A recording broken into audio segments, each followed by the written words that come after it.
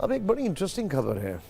अगली खबर की तरफ बढ़ते हैं और बात करते हैं शांति के नोबेल पुरस्कार की। जब कभी इस पुरस्कार का जिक्र होता है तो दिमाग में डोनाल्ड ट्रंप की तस्वीर घूमती है, क्योंकि वो इस पुरस्कार को पाने के लिए बहुत बेताब हैं।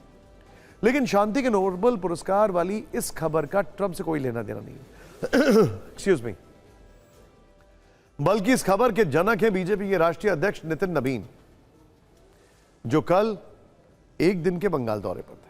बतौर अध्यक्ष उनकी पहली चुनौती भी आगामी बंगाल विधानसभा चुनाव है, जहां उनके ऊपर ममता बनर्जी के किले में सेंध लगाने की जिम्मेदारी है।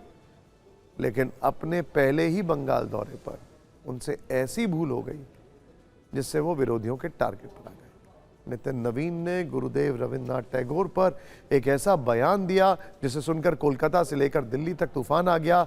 पश्चिम बंगाल के दुर्गापुर में एक कार्यक्रम में उन्होंने कहा कि जिस कवि गुरु ने इस राज्य को नहीं बल्कि पूरे देश को शिक्षा की नई पद्धति दी, जिसके लिए नोबेल शांति पुरस्कार दिया गया, वैसे रविन्द्रनाथ ठाकुर जी को भी स्मरण कर रहा हूं। नितिन नवीन ने बताया कि टैगोर को नोबेल शांति पुरस्कार मिला था, जबकि तथ्य यह है कि उन्हें 1913 में साहित्य का नोबेल पुरस्कार मिला था। लेकिन बीजेपी के नए अध्यक्ष इस तथ्य से थोड़ा भटक गए। उनके जिस बयान पर इतना तूफान मचा है, पहले उसे सुनिए, फिर आपको विपक्ष ने कैसे उनके बयान का फैक्ट चेक किया ये भी दिखाएंगे। मैं कह सकता हूं, जिस कवि गुरु ने इस राज्य को ही नहीं पूरे देश को शिक्षा की नई पद्धति दी, जिसके लिए नोबेल शांति पुरस्कार दिया गया, वैसे आज रविन्द्रनाथ ठाकुर जी को भी स्मरण कर रहा हूं।